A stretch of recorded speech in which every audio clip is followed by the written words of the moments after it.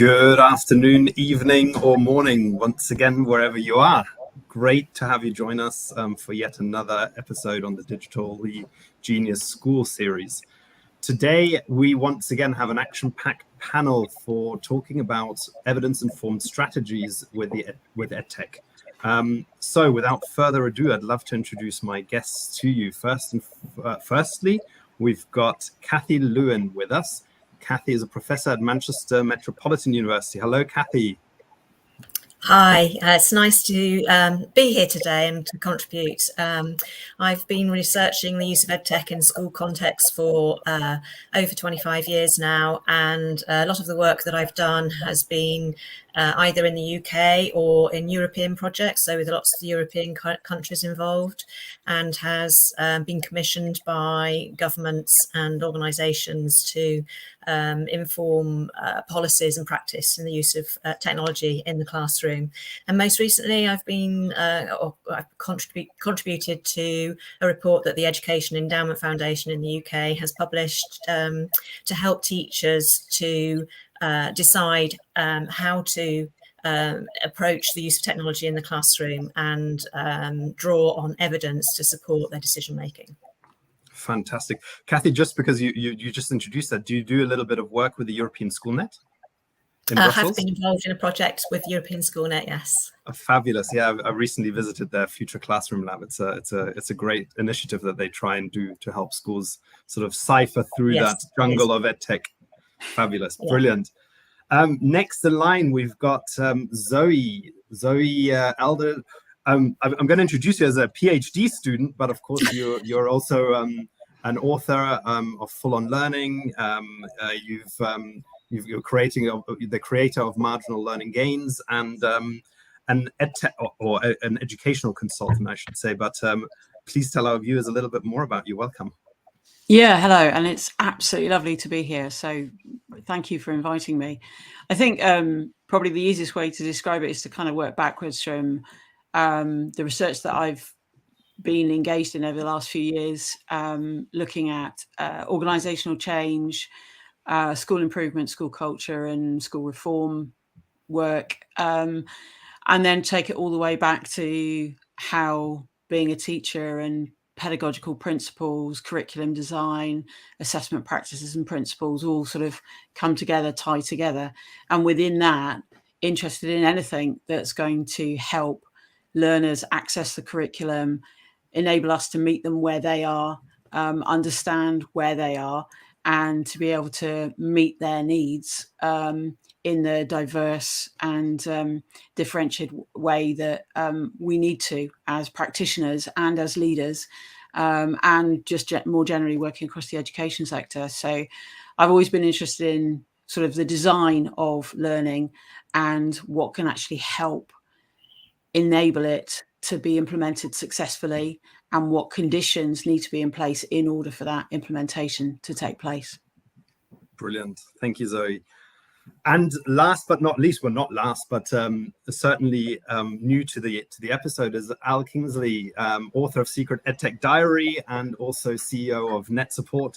And Al, just like you said at Bet to me the other day, I seem to be a little bit everywhere at the moment. It's also great to see you more than once in the last couple of weeks. Fantastic for you to join us. Thank you so much. Tell our viewers a bit about you. My pleasure. Lovely to be here, and obviously looking forward to hearing and learning from other panelists. Yeah, I always introduce myself as a man of a few hats. My main role, as you indicated, I'm Group CEO of NetSport. We're 30 years young and still going strong, developing technology solutions to support teaching and learning and safeguarding for schools around the world. The other part of my life is I'm chair of Multi Academy Trust, an alternative provision academy, lead of the SEND board for our region, and also chair the governors leadership group for the region. And as most people who know me will know, education and opportunities are my passion. So I get involved in lots of projects where I can both learn and hopefully share a bit of experience. So really looking forward to today's conversation. Fantastic. Brilliant, Al. And of course, to my left virtually, we have Mr. Mark Anderson, ICT evangelist, head of education at Net Support, and joining us once again. Hello, Mark. Hi there, Wolfgang. Thank you. I am so excited for today's session. I mean, anyone who knows me knows that I've got a real passion for technology for learning. But whilst I'm quite geeky myself, as the panelists themselves will know, given our pre-live conversation about Pokemon, for me, if going back to that sort of Bananarama principle of in what you do is the way that you do it, it's really important to try and start from a good baseline of what works before you actually get into the nitty-gritty of using the technology and stuff. So I'm really excited to have Kathy and Zoe and Al here, three people I really massively respect for their only their experience, but their insights into sort of ethical approaches to using technology in the classroom. So really excited to learn from them this afternoon, and hopefully share a few things myself as well from my experience in the classroom and from the schools I work with as well. So yeah, really excited for this afternoon. Fabulous. Thank you so much, everyone. So to kick things off, Kathy, I think starting with you a little bit, you were part of the EEF's digital technology report published in March 19. And I'm wondering, could you share with our viewers a little bit about your key takeaways from that report that would be of interest from your perspective? Sure, I'm very happy to. The report had 4 key recommendations, and the first one, which I hope wouldn't surprise anybody viewing this, is that the pedagogy must lead what's happening with the technology. It shouldn't be the other way around. So the use of technology must have a purpose. There must be a sound rationale for introducing the technology into the classroom. I think we'll be talking a bit more about this later, but there must be a clear plan for implementation, including thinking about resources and the training of teachers and also the pupils, and what support might be required during the implementation of the technology in the classroom. It's also important to think about cost-benefit analysis. There are all sorts of ways that you can address a problem, and technology might be one of them, but it might be equally as effective as an alternative method, which perhaps costs less. And therefore, we all know that schools have limited funds available, and it might be more beneficial not to use technology in certain circumstances. So you do need to consider that. As well as pedagogy being key, the context in which the technology is being used is also key. So a lot of the research that's undertaken might be with particular groups of students, might be in particular countries, and even in the same country, one classroom can be very different from another classroom. So you need to take that into account, the sort of contextual factors when you're implementing technology in the classroom. And you also need to think about whether or not the technology is going to be used to supplement or enhance the teaching that's taking place, or whether it's going to replace something, and if so, what it's going to replace and what the implications of that replacement are. So the other 3 key recommendations are around the pedagogical ways in which to use technology.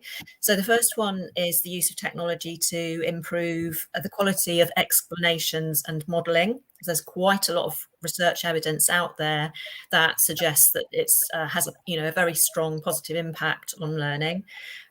So that's things like the use of visualizations and interactive systems. So using something simple like a visualizer, using video in presentations and so on, and simulations, which have proved to be particularly useful in subject areas such as mathematics and science. And quite a strong positive impact of that kind of technology in those subject areas. But whatever happens, the explanations, the teacher is still key. The explanations and the modelling and the way in which it's presented to the students needs to be clear. It needs to be relevant to the learning objectives, and it needs to be accessible to all students in the classroom. So the third recommendation is about pupil practice and how technology lends itself to supporting pupil practice. And there, again, there's substantial evidence of the positive impact of this.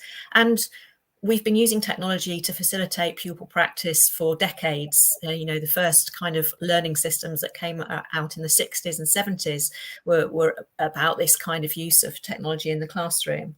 So the technology can help to improve the quality and the quantity of practice, both in the classroom and outside the classroom. So for homework, for example, and it's the quantity of exposure or practice that really is key here, and extending that opportunity for students to carry on learning and practicing and put their knowledge into practice and so on. That is quite key. So again, using those kinds of technologies for homework, revision activities and so on. So as we all know, and as people have talked about for decades, again, technology can be engaging and motivating for students, but not always. So its use does need to be monitored on a regular basis.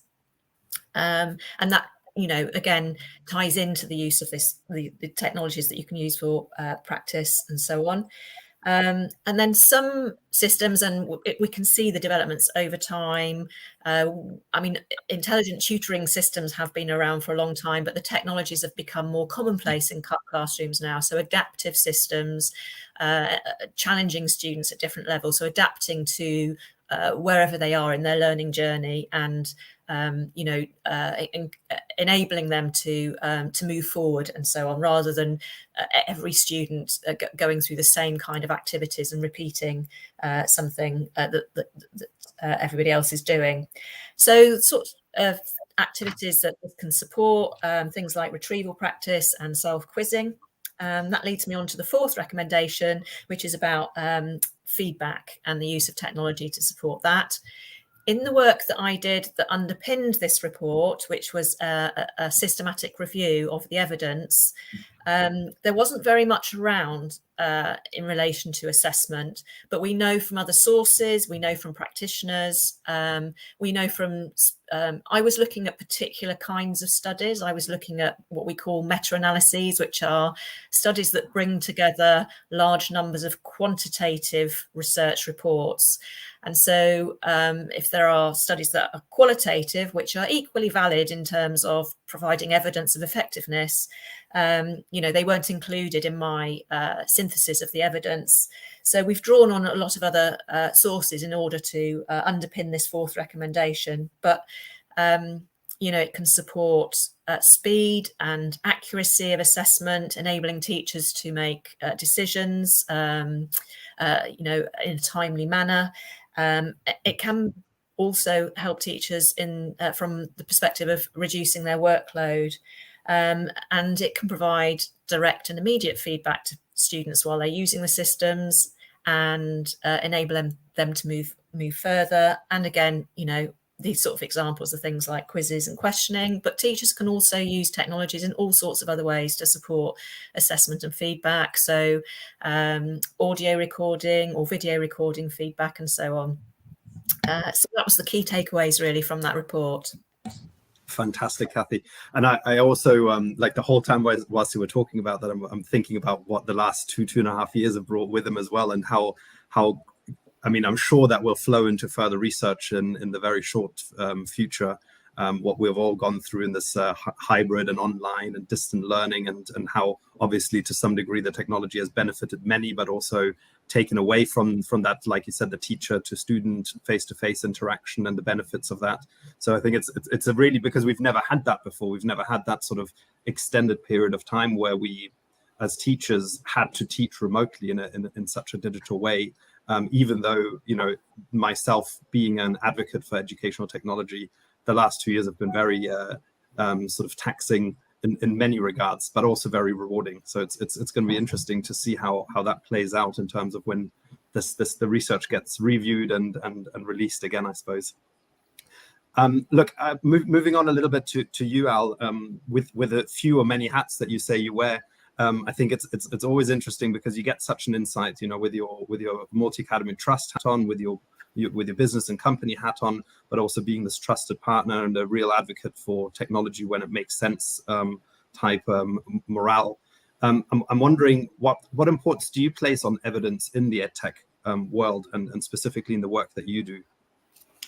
Well, you'd be pleased to hear the answer is we do hold quite a lot of weight on evidence. I think it depends again on your focus. So if I wear very briefly, the kind of commercial hat, well, actually, if you can't generate evidence and your users can't see the evidence of impact of the technology you use, the general rule is you're a short-lived solution. And that's not good for anybody, certainly not good for the business, and it's not good for schools, because schools want to make sure that investment actually makes a return and does what it's supposed to do. So I think that's why I'm a very strong advocate in the first place of co-production, because I think you need to create what's needed, not what you think people will need, and that element of collaboration is actually how you create great solutions. And if you're smart, you realize by listening and learning, you actually produce a better product. So it's a win-win from that point of view. If I take it from a trust perspective, we absolutely are very much evidence focused. I think what's happened the last 18 months, I must say, is, I absolutely support all the points that Kathy's highlighted there. But we've also looked and said, actually, some of the things we've done, some of the changes we've made, the way that we've adopted technology, perhaps we also need to reflect on the way that we measure evidence. So where we naturally will look at where can we see evidence of progress in terms of our children's learning, we're also trying to think a bit more strategically about actually some of the technology we've adopted, the equipment that we've installed. It might have a longer term impact, whether it's on staff morale and staff retention. And that's taking a much bigger strategic view about tools that might help save time or make work easier, or investments on additional CPD, as Kathy referenced, and actually building confidence. So rather than enforcing a scriptive approach to how technology should or shouldn't be used, trusting the educator front of room to use where appropriate. Again, somebody from an EdTech perspective will be shocked when I say one of our biggest lessons learned is less is more. Let's do a few things, introduce them, establish them well, and build confidence and evidence rather than try and do too many things. It's not a race for who's got the most tech. So very much shaped around that aspect. And I think the other evidence is, again, I'm always an advocate, and we talked before the show a little bit from a skills perspective. We start to get into muddy areas. It's perhaps outside of that core curriculum bit, but thinking about students' digital skills, digital citizenship, and other aspects, sometimes by putting the right processes and measures in place to support and educate, you actually in the short term create greater visibility of content or activities that young people are doing. And so it'd be very easy to get a false positive and say, as a result of that, things are getting worse. But actually, initially, it's about having greater visibility. And then I think the other one which ties in that bigger picture, thinking trust-wise, is all these different solutions that we select and hopefully evidence for the right reason. We also want to make sure the data we gather is used for a purpose. And that purpose itself needs to be evidence that it's not data for data's sake, but it's data that actually facilitates the ability for a teacher to leverage that and use it for something that will allow for interventions and support. So I think what we have definitely learned, much as the physical has been a barrier, is actually this isn't a singular point of view. It's actually bringing all the stakeholders together, and the collaborative working is probably more important than ever for us to get a bigger picture kind of measure of what we mean by evidence and impact. Fantastic. Yeah, what comes to mind for me is a little bit the I wouldn't call it a fad, but the terminology that came about quite a few years ago about being evidence driven or data driven as schools. And I think that led a lot of schools down the wrong path, where they already had a preconceived notion of what they wanted to achieve with that data, and so they were driving or letting that data drive them. And luckily, in the recent years, it's been much more about being data informed as opposed to data driven, which, even though just a change in word, means a whole load of different attitude and approaches, doesn't it? Absolutely. Yeah, so fantastic. Thank you very much. The other thing with less is more.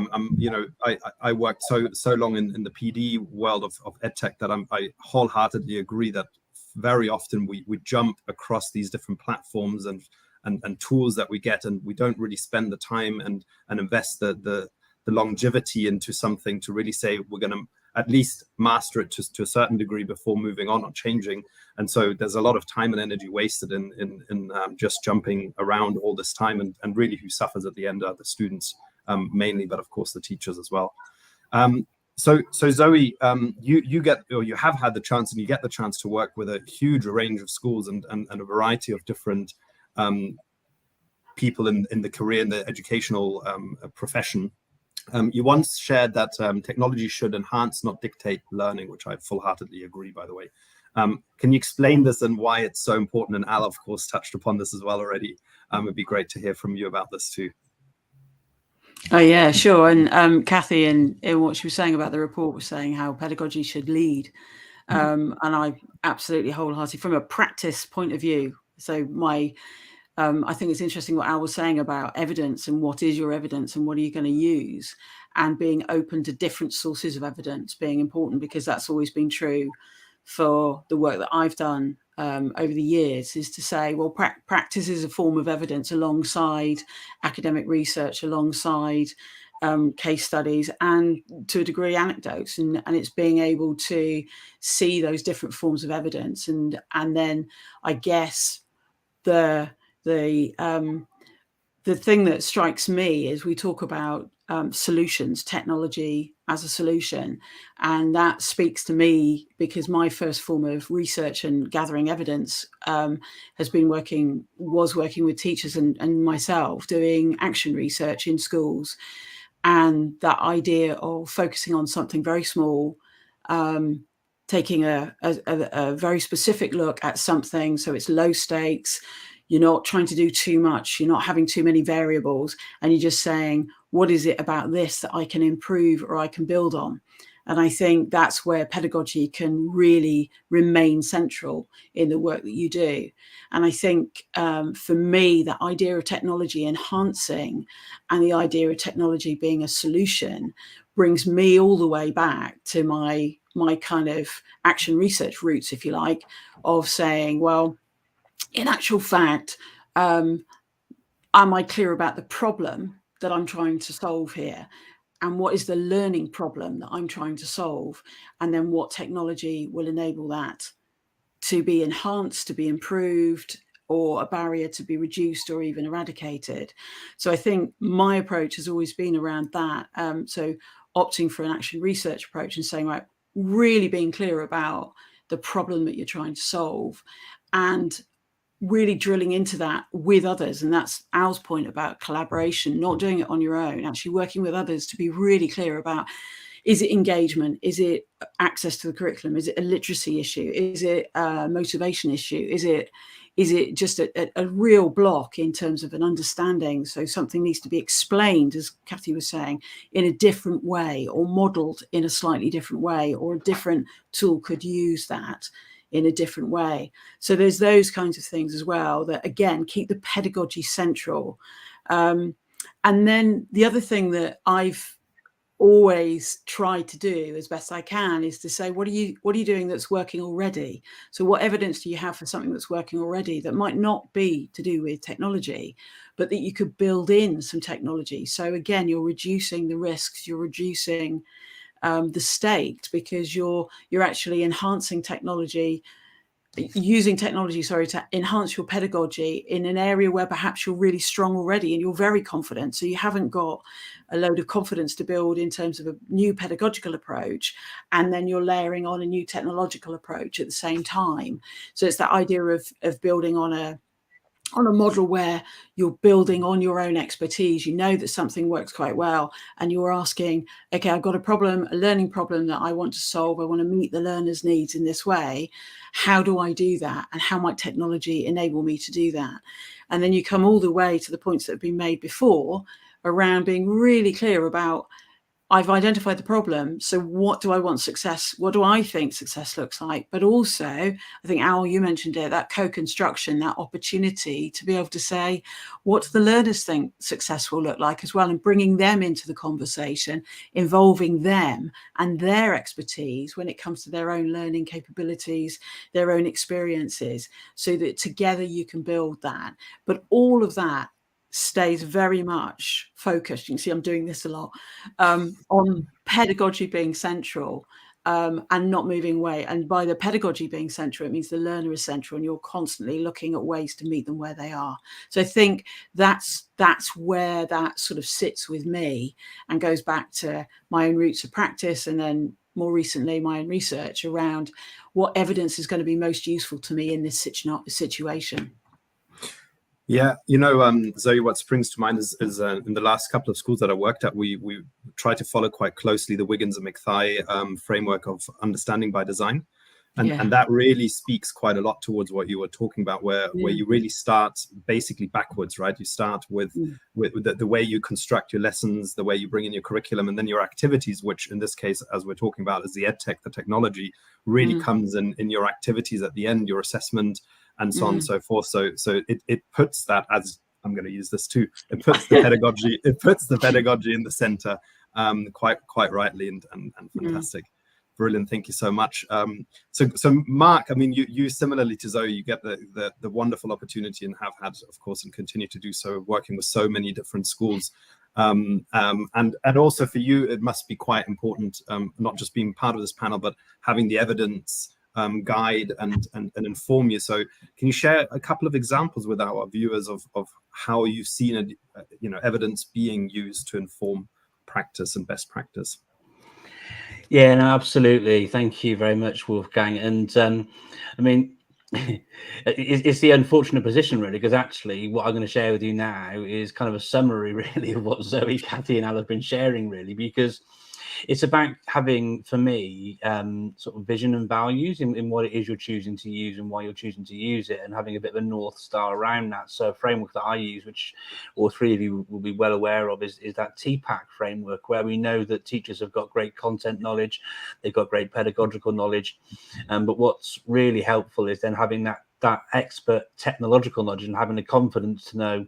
And this, again, is a great tenet of TPAC, which I think I might have shared on a previous episode as well. But it's not about using technology all the time. It's about knowing when it's right to or not to. And so if you're exploring your practice, like Zoe was saying, and thinking, how can we scaffold things that we're already expert in, things we're already really, really good at? What can we then actually think about using technology-wise that could actually, really take things up a notch to a higher level?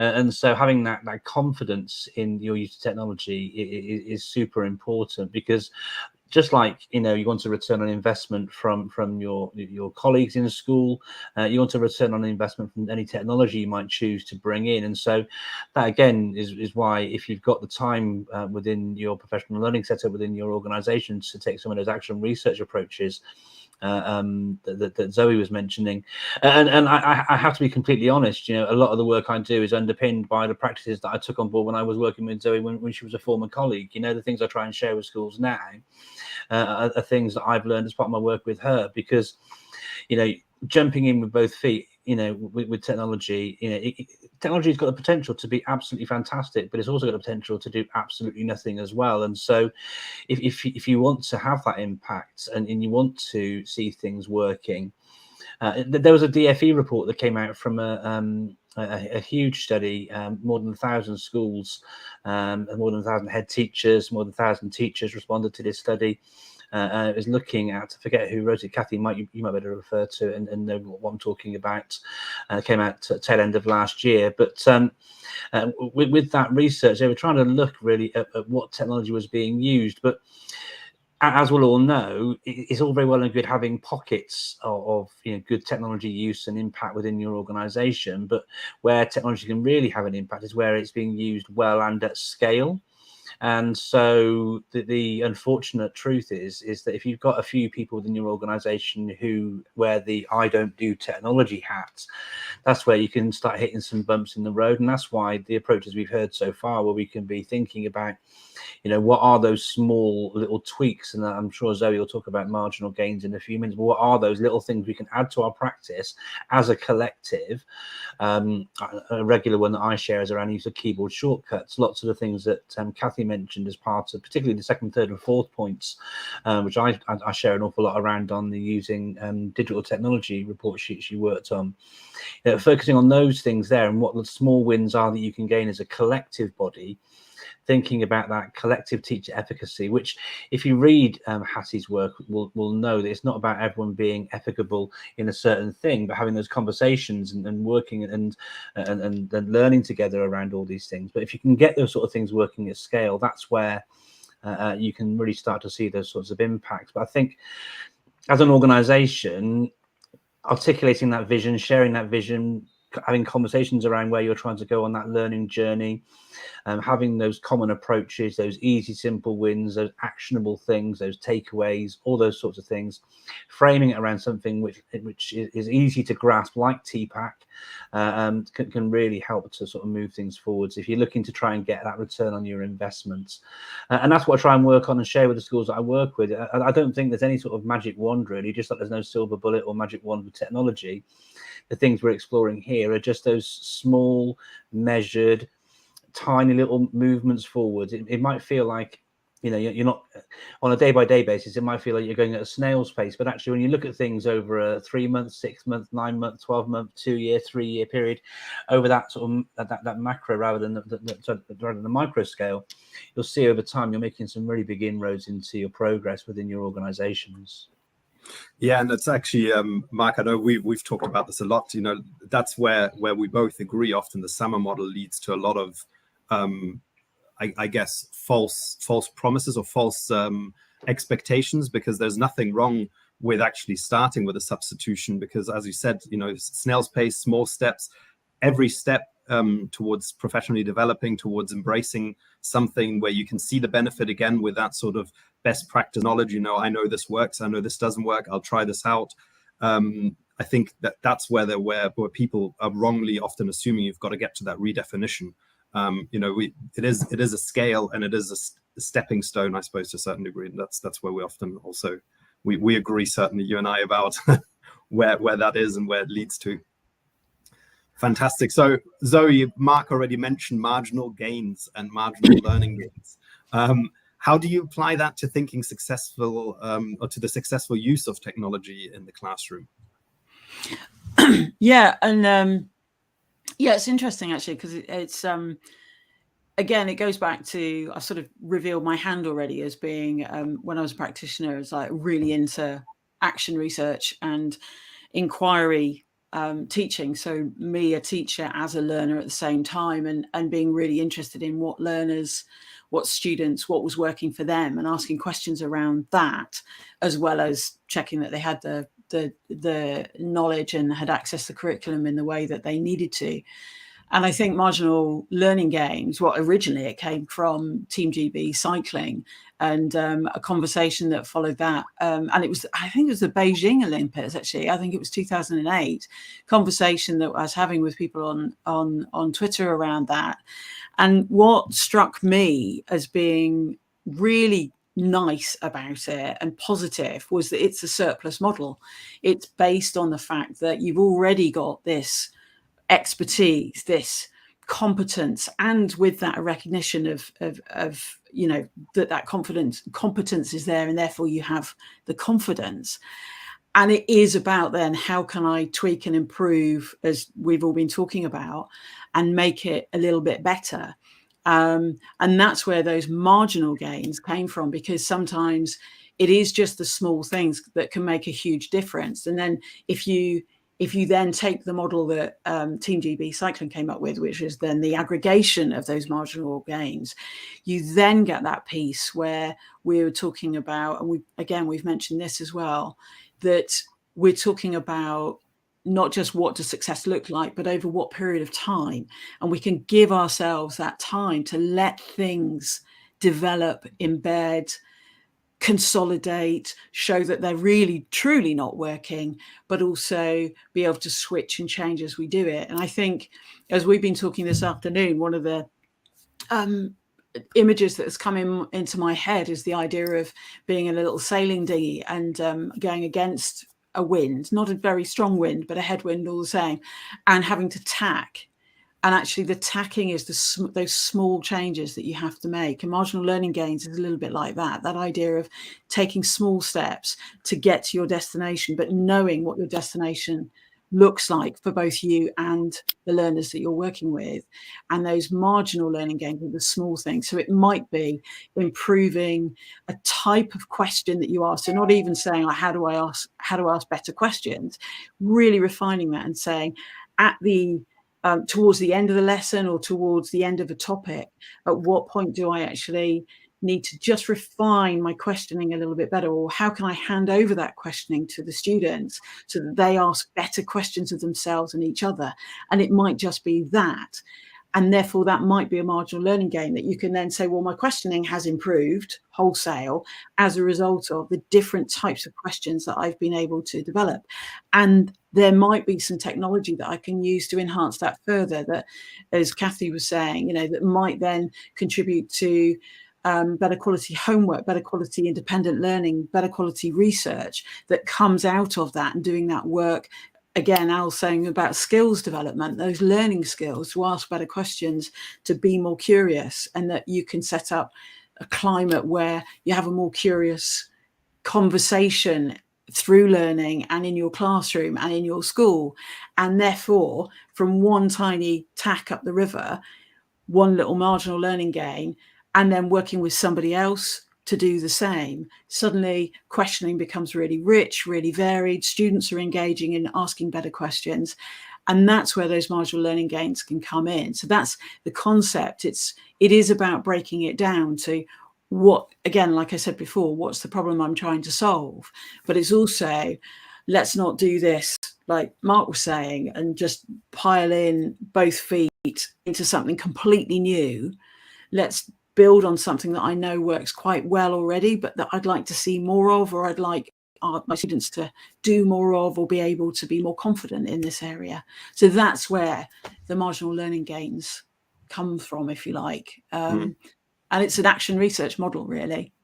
Yeah, it's fantastic. I mean, my main experience in education comes from working within the International Baccalaureate, and of course, especially in the primary years program, they've got inquiry-based learning is their whole concept, and it's such a different approach when you've got intrinsically motivated students that go about and explore the world and go, well, why is the sun shining, for example? Why is that? And they start learning about science through that kind of questioning. I totally agree. It's brilliant. And the interdisciplinary units that they have in further up in the International Baccalaureate as well, and those opportunities to make those links across subject areas, often through the questions that you pose and the questions that you frame. I think that's an area as well. And then you get into the theory of knowledge. And again, you've got that ability to ask questions and be curious and really interrogate the knowledge so that you can really apply it and internalize what it means to you and contextualize it. And I think that's the kind of classrooms that I think we all want to be involved in.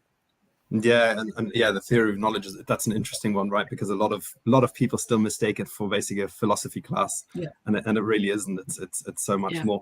I'd like to throw a question to you guys as panelists and jump in, whoever wants to answer, all of you at the same time. Ollie asked a question. I'll show it up here on screen. He just he was talking about public exams, and I know what the IB did in the last 2 years when they couldn't sit exams physically, and I know how they went about it. But he's asking if there's any scope for technology to actually support public exams on a wider scale in the future. What do you guys think? I'll throw a big picture view in longer term, which I think is more technology and how it's utilized to capture student understanding. I think if we go back to an accessibility and equity perspective, I think we're learning all the time that there's different ways to capture an evidence understanding. And without saying the name out too loud so that anyone listening's home devices all go off, we're quite comfortable engaging with Alexa and other devices and using our voice as a means of interrogation. And I do think when we look at the diversity of our learners, sometimes the testing process actually can be the barrier to young people showcasing the full breadth of their skills. So there has to be a place. I'm not suggesting I have the perfect answer. There has to be a place where technology potentially could be used to level the playing field and provide different ways for us to actually evidence and, as a result, award understanding from our learners. Yeah, absolutely. I can just add one. Mark? Yeah. I just add an extra little thing as well. I mean, we're seeing technology already supporting public exams in relation to SEND students. There's a great technology tool, for example, called scanning pens, which many of you will be aware of, and founded by Winston Churchill's grandson, as it goes. But It's a simple device. It's what I call a RON seal product. The pen literally scans along the text, and they've got two. There's one which can be used in the classroom for students who struggle with their literacy, with extended features. I'm not going to turn this into a product pitch for scanning pens. I'll just say that for a second. But the exam reader they've got will enable the student to scan the words and have it read back to them without the need for a reader. So there's some technologies already readily available on the market which can support these sort of things. But I suspect Ollie is asking more really around how we could actually use technology to gather evidence from the classroom to help form some kind of overview of learner progress, and I don't see why not. Again, there are. I mean, knowing Ollie as I do, there are fantastic tools already built in with insights in Teams, for example, about student engagement in assignments that are set and how they complete them. There's opportunities for using voice feedback. There's a great new product on the market called Nurture, which is another add-on in Teams, which can really help close the feedback loop. Kathy mentioned how technology can really help speed up the reduction in time taken to give feedback to learners, so they're still on point with what they're learning at a particular time. There's lots of things available at the moment, but I think what Ollie's trying to dig into more deeply here is, could we see a shift and change away in the future from the traditional gym hall invigilation, 300 children all sat down writing for 2 hours straight scenario? And I'd love to say yes, but I'm not a political person, so I'm not going to go down that route. But certainly, I think there needs to be a broader conversation about what education actually is before we can actually get to a point where we might see public examinations involving technology a bit more. I don't know what other people's thoughts are. Zoe, Kathy, what are your thoughts? Yeah, I think you're right, Mark. It's there's a lot of politics involved in this. People have been doing research for many years on the ways in which technology can support summative assessment and examinations, and I think the technologies that are there and they exist, and obviously technology is continually developing anyway, so any sort of barriers at the moment would be addressed in the future, but it has to be a political change. I mean, it might be that a country decides to take it forward, and once there's some evidence of it being something that's manageable logistically, and that it's valid, and that the evidence, the assessment is valid, and so on, it might help to move things forward in the future. But I think it might be many years before it becomes commonplace. Yeah, I think I agree. I think Ollie just mentioned things about digital portfolios, and of course they are an absolute way forward. That's again the world I'm coming from. It's kind of common practice, but again, looking at the IB really, for example, which is, as we said, it starts with inquiry-based learning and ends up with 200 students in an examination hall. So somewhere along the route, very quickly, as you get into sort of the upper levels of high school, where things get a little bit more about grades and performance, suddenly we revert back to, well, you can acquire all you want, but ultimately you're going to sit there for 3 hours and write an exam. So that there is a big disconnect between I think the roots and the origins of what the program's supposed to be to how we then in the end assess it. And maybe it's all down to money, which is a bit of a shame, but a reality of how you invigilate and assess fairly and standardize things. Yeah, somewhere around those lines. Zoe, you just started mentioning a little bit about Kathy, you just started talking a little bit about more about the evidence informed approaches, and I think some of our viewers may still be a little bit new to the whole concept of evidence informed approaches in teaching and learning. Could you share a few studies or touch points that educators would find useful listening to this? Yeah, sure. So obviously there's the report from the Education Endowment Foundation, which is grounded in evidence. The recommendations are grounded in the evidence available. The last major study that I was involved with was one funded or led by European SchoolNet. That was called Edtech, Innovative Technologies for an Engaging Classroom. And it was actually the precursor to the Future Classroom Lab. And the Future Classroom Lab does conduct a number of various studies. So that's, looking at the European SchoolNet website and the Future Classroom Lab website. It's a very useful, very practical and accessible way of looking at the evidence, because all of their work is focused on teachers, schools, and the use of technology. So, and across Europe. So it's sort of interest to many people. So the Edtech project that I worked on was a 4-year project, and it was really about learning design and about how to scale up the use of technology in the classroom. So we came up with a process whereby, and it was we didn't call it co-production, but it was collaborative. We worked with teachers to establish this process, and started with a scenario of how you might be using the technology in the classroom, and then it broke down into what we called learning activities. And the learning activities would be, what was the learning objective, what was the pedagogy behind it, and what kind of technology could you use to support that. And there might be lots of those built together to put the scenario into practice. And that involved huge numbers of teachers across 20 different European countries. And we didn't look at the impact on students' attainment, because that was problematic when you were conducting a project of that nature across so many countries with so many different regulations and ways of assessing learning and so on. But we did gather students' perceptions and teachers' perceptions about the impact. And the teachers certainly felt that they had improved their digital skills and increased the use of technology in the classroom. So, it did sort of go some way towards reaching its aims. And then the Education Endowment Foundation, of course, do a lot of randomized controlled trials. It is tricky to identify the ones that are focused on technology, but they do, in the report that I contributed to, they do list some of the projects, and for each one they identify how many months additional progress the intervention contributed to when it was put into practice in the classroom. So that's quite a useful source to look at.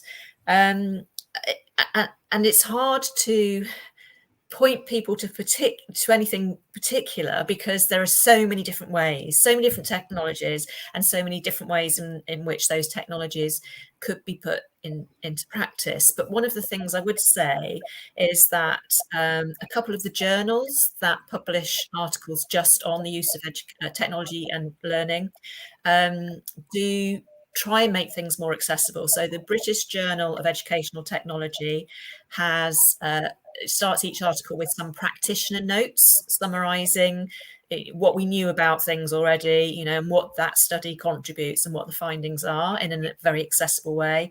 And Computers in Education also starts an article by having some easily accessible highlights from the article. So you don't have to then try and work your way through sometimes dense journal articles and so on. So that's quite a good source. And then the Chartered College in the UK in 2019 had a special issue on Edtech, and there's a huge range of different articles there. Some of them are teacher perspectives, but some of them are sort of more grounded in and underpinned by research evidence. That's a very useful point to start, really. Fantastic. Yeah, Kathy, I mentioned just before we went live, or actually earlier on, I mentioned the European SchoolNet, and we actually work, we joined them as a partner about a year ago, just sort of towards the tail end of the pandemic, and the Future Classroom Lab in Brussels. It's fantastic, and all the different labs that the different. I attended an event actually by the European Commission for Education, and all of the different, a lot of the different stakeholders were in it, and it's fascinating to see how the individual countries and regions are really trying to support their respective education sectors by trying to decipher and offer some of this edtech without being biased. So even though as a company we're there's no way that the Future Classroom Lab is saying I3 is a must, but it gives teachers the insight into or the ability to try things out, to test them, to have a neutral conversation about the different types of technology and really be guided as opposed to driven towards one solution or another. And actually, I'm going to bring you in a second, Albert, but actually from a company's perspective, that is quite important for us as well, to really have that sort of evidence and research base behind us. And one of the things that we provide schools with is something called IMO. And it's at first glance, it looks like Mark mentioned it today. He said, is it a mixing desk? Is it a speaker? And it's actually, whatever, a lot of different things. It's something that brings learning to life in terms of activities, but it can also, in one of our scenarios, it's used as seating of a multitude of different ways. You can wobble on it a little bit, you can stand on it. They're very robust, and there's actually a little video that we've put together just to show it in action, and I'd love to show our viewers a little bit about the IMO.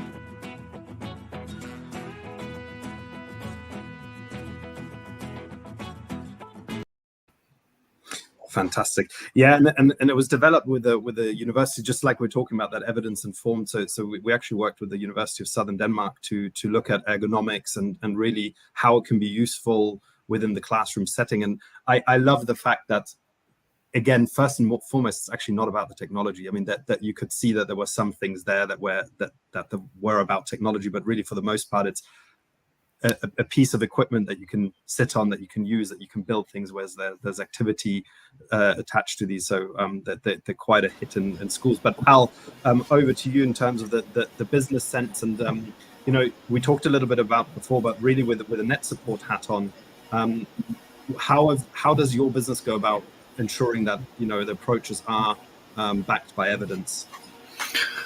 It's kind of a fundamental, Wolfgang. I mean, it's a bit like me painting a picture and deciding myself whether it's a masterpiece. At some point, you've got to actually recognize that it's got to stand up to critique and scrutiny. I mean, one thing becomes a self-fulfilling prophecy when you get to a certain scale. And I'm very proud we've got over 18 million users around the world of our technology. You build a larger pool of people that will provide that kind of correlational evidence, the anecdotal evidence that was referred to earlier, the case studies and the feedback, and people that you work with on a long-term basis. And I'm very much of a view that when you work with schools, you enter a partnership. It's not a singular transaction, but you start a relationship, and as part of that, you provide that support, but you also capture that feedback. That's what helps improve things. But I think there's also a recognition, and it comes with confidence, I guess, in what you do, that it's okay to say, I don't have all the answers, and this that I've created was great then, but maybe it's not so great now. And you have to be bold enough to pivot when it's appropriate. So we use external parties to give us both the evidence, we hope, but also the steer. So we've done quite a bit of work with stakeholders like Education Alliance Finland, where our technology, the classroom instructional technology, is assessed by teachers within their marketplace, and they provide aligned against their framework, lots and lots of feedback, whether it's pedagogical, whether it's about ease of use and accessibility. And there's a thing that I'm always quite passionate about, which is about having the strength to digitally disrupt. And that sounds a bit like, well, that sounds a bit grand, Al. But in essence, you create a product that meets a school's need, you hope. And over the years, you keep adding things with each new iteration. And maybe it's because schools have asked for it. Maybe it's because a competitor's done something else. And you reach a point where actually what you've got is a tool with 1,000 features that originally 40 of them were asked for by schools. And you have to be bold enough to say, I'm going to draw a line here and I'm going to create something again that's fit for purpose for 2022 or 2023. And I'd argue one of the biggest lessons we've learned, I mentioned less is more in terms of technology adoption, but actually ease of use, technology being platform agnostic, being flexible because the landscape of devices is going to change, not having teachers having to get a PhD in how to use your product. There's so many other things that come around it that we absolutely use those external factors. And of course, you make sure you bring good people. You know, Mark's one amongst many that we bring into the team that bring experience and ideas. And probably my final point, conscious of time, is we make a point as a vendor to be outward facing. We always have educators at our exhibitions supporting us with magazines that we share for free, podcasts, radio shows, whatever it may be, because all the time you're providing a platform for others, you're also providing a platform to learn from them. And I think that mindset really ripples through everything that I try and instill in the business. That's fantastic and really good to hear. And I do get that from you in previous conversations that, you know, you're also someone to put your hand up and quite readily admit that if it's not the right fit, it's not the right fit. You know, like just doing the sale or promoting your product for the sake of just doing that is really not who you and your company is, which is fantastic. And I absolutely share that that sort of approach.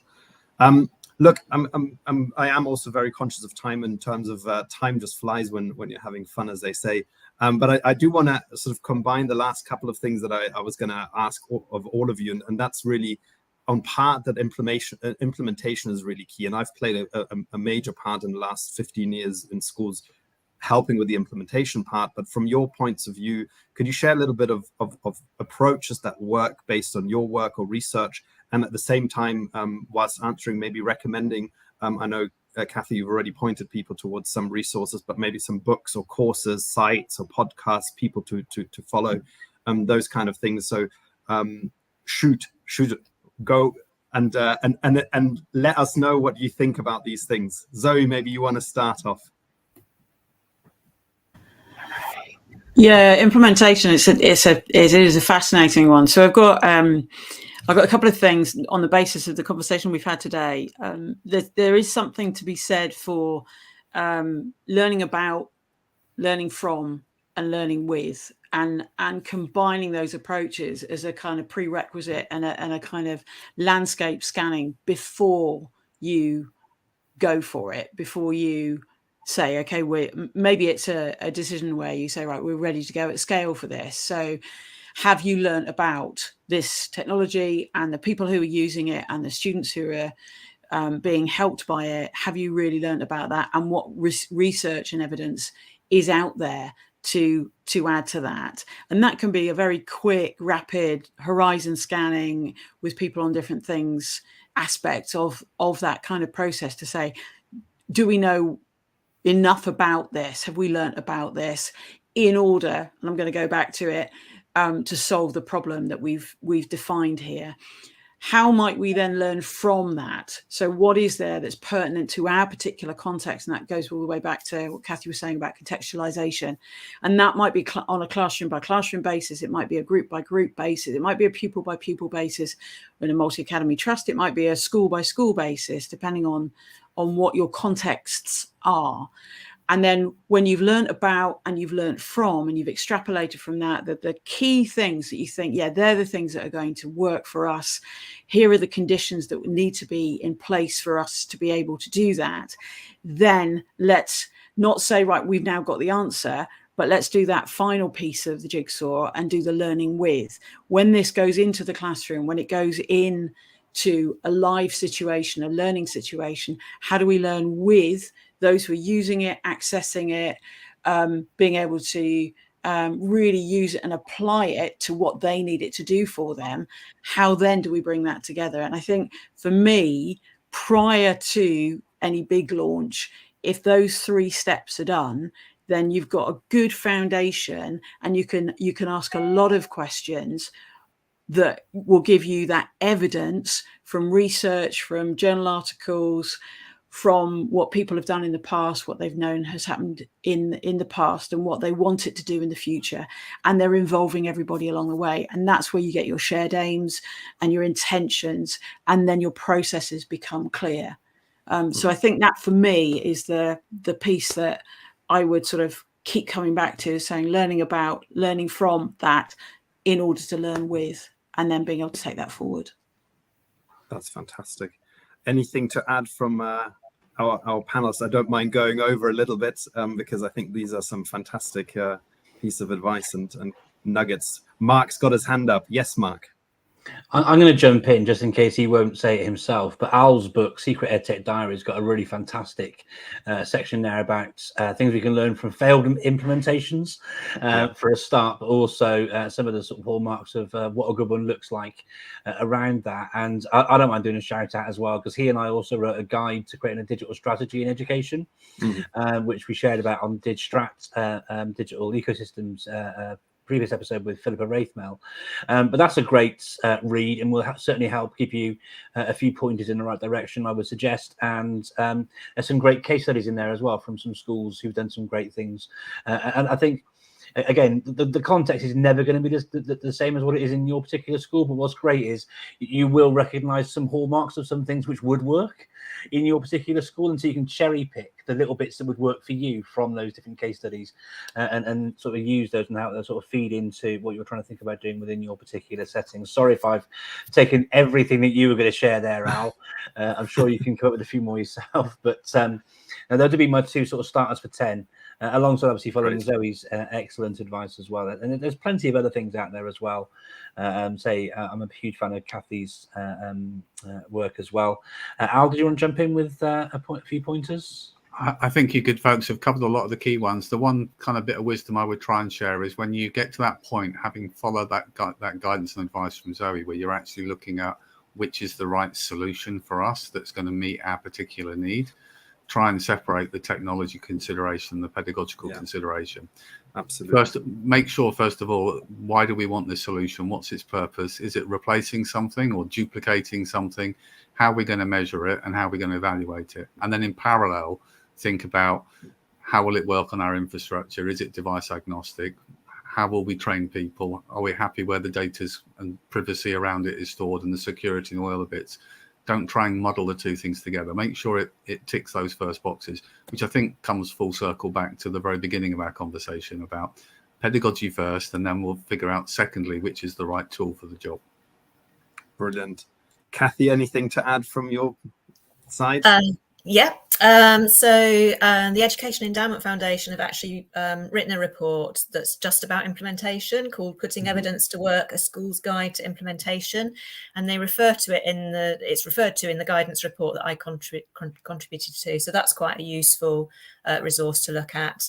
And I just wanted to sort of reiterate things that people have been saying throughout this session about starting small. That seems to always be a successful approach. And something that I came across a few years ago was a primary school in which the head teacher had asked every single teacher to try something new with technology in their classroom, and then come back in a CPD session to share.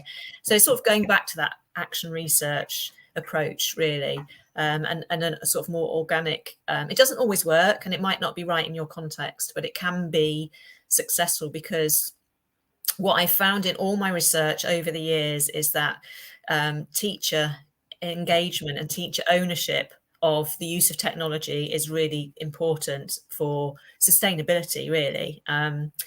And there was one other thing I wanted to say. Oh, yes, collaboration and co-production. So involving, all the different stakeholders, the learners, the parents, the governors, the teachers, the classroom assistants, the school leaders.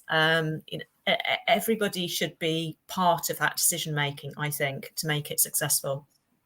And Kathy, one thing that I was talking about earlier today with somebody is actually that real importance of not being afraid to go to someone else who's doing it already or who started on that process. I mean, there's very little better PD that I've done than being part of accreditation visits to schools.